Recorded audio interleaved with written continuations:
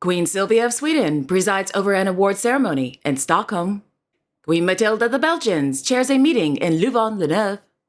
And King Felipe VI and Queen Letizia of Spain conclude their state visit to Denmark. All this and much more coming up next on your Royal Daily News. Good afternoon, everyone. I hope you're doing well. My name is Alexandra, and welcome to your Royal Daily News for Wednesday, November 8th, 2023. Their Majesties, King Felipe VI and Queen Letizia of Spain, concluded the three-day state visit to Denmark this afternoon. Prior to returning to Madrid, Spain, Their Majesties carried out several engagements. The day began with a farewell meeting with Her Majesty, Queen Margrethe II of Denmark, at Fredensborg Slot. At the end of the meeting, Their Majesties signed their names on a window glass pane. The Danish royal court notes that the, quote, 160-year-old tradition in the royal house is that the regent's guests, if they are of princely rank or heads of state, sign a window pane when saying goodbye after a state visit. From now on, the glass pane will hang in Fredensborg Slot as a memory of the King and Queen's state visit to Denmark. End quote. At 11 a.m., Their Majesties, accompanied by their Royal Highnesses, Crown Prince Frederik and Crown Princess Mary of Denmark, arrived at the Danish Architecture Center to view the exhibition entitled Copenhagen in Common. The exhibition, created in connection with Copenhagen's designation as a world capital of architecture in 2023, showcases the city's urban development from 1947 until the present time. Thereafter, Their Majesties and the Crown Prince couple participated in a roundtable meeting held under the theme Smart Cities, Sustainable Architecture, and Urbanism. The state visit ended noon with Their Majesties, the Spanish Minister of Foreign Affairs, European Union and Cooperation, Mr. José Manuel Álvarez, and the Spanish Secretary of State for Commerce, Ms. Siana Mendez, hosting a reception at Wilkie Slot in Copenhagen for Spaniards living and working in beautiful Denmark.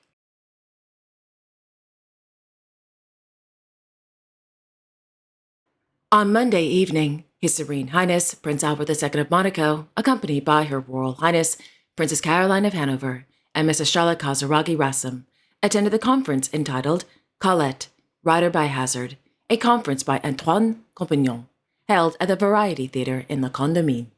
The conference is held on the occasion of the 150th anniversary of the birth of French author, journalist, and actress Miss Sidonie Gabrielle Colette, also simply known by her pen name, Colette.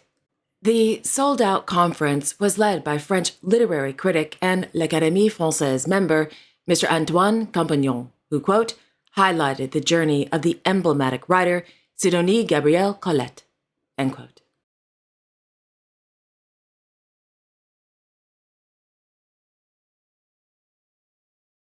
His Serene Highness Prince Albert II of Monaco held a meeting on Monday with the Minister of the State of the Principality of Monaco, Mr. Pierre Daudoux, and the Government Advisor, Minister of Equipment, Environment and Urban Planning, Ms. Céline Caron-Dajoni, at the Palais Princier in Monacoville.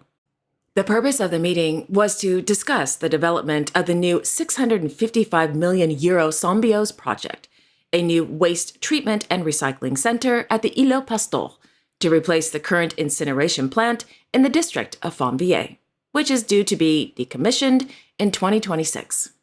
According to a press release, this project is intended to replace the current plant, but also to make use of all available technologies to make it efficient.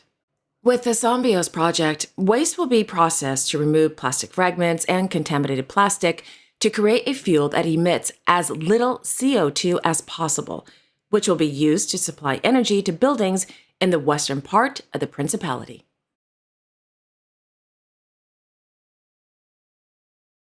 His Royal Highness, the Prince of Wales, continued his visit to lovely Singapore in connection with the third edition of the Earthshot Prize Awards ceremony.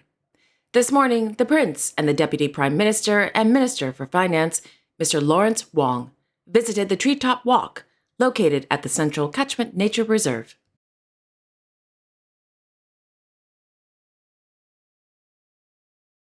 Back in England, Her Royal Highness, the Princess of Wales, visited the Queen's Dragoon Guards Regiment at Robertson Barracks in Norfolk.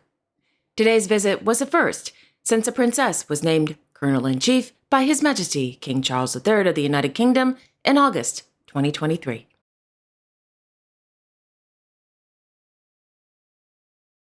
On Tuesday, Her Majesty Queen Mathilde of the Belgians chaired a roundtable meeting on mental health and well-being at work held at the headquarters of Realco in Louvain-la-Neuve. According to the Belgian Royal Court, Realco, a manufacturer of hygiene products, puts the well-being of its employees at the center of the company's culture. During the visit, the Queen learned about the, quote, company's initiatives it is using to protect the physical and mental health of its 50 employees. Well-being at work is an important part of the United Nations' 8th Sustainable Development Goal, which aims for decent work for everyone and sustainable economic growth, end quote.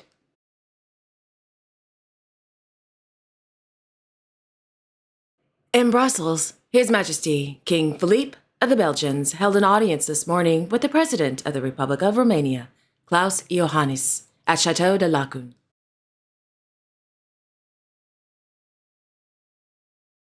On Tuesday, His Royal Highness Hereditary Grand Duke Guillaume of Luxembourg, accompanied by the Minister of Finance, visited the Financial Sector Surveillance Commission in Luxembourg City. According to the Cour Grand Ducal, the Hereditary Grand Duke, quote, closely monitors the situation of the Luxembourg economy and financial centers, end quote.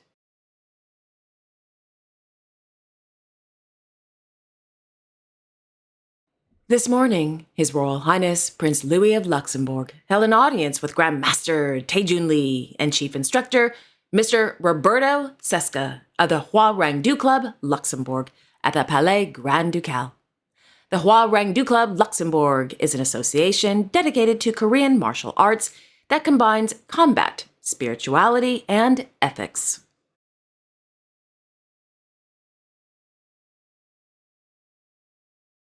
On Tuesday, His Royal Highness Grand Duke Henri of Luxembourg attended the opening of Luxembourg Internet Days Conference held at the Chamber of Commerce in Luxembourg City. The two-day conference, organized by the nonprofit organization Luxembourg Commercial Internet Exchange, gathered cybersecurity specialists to discuss the challenges and issues of cybersecurity. According to the Cour Grand Ducal, during the opening, the Grand Duke launched LuxChat, the new, quote, public instant messaging app that is positioned as an alternative, secure without data monetization to private global applications, end quote. Oh, okay.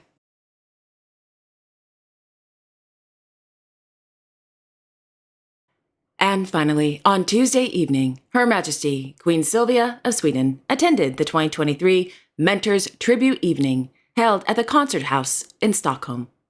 During the event, the Queen presented the 2023 Mentor of the Year Award to Mr. Leonard Masrikai. According to the Swedish Royal Court, the Mentor of the Year Award, quote, aims to highlight people who have inspired, who have done something significant in mentoring, and want to make mentoring visible as a social improvement method, end quote.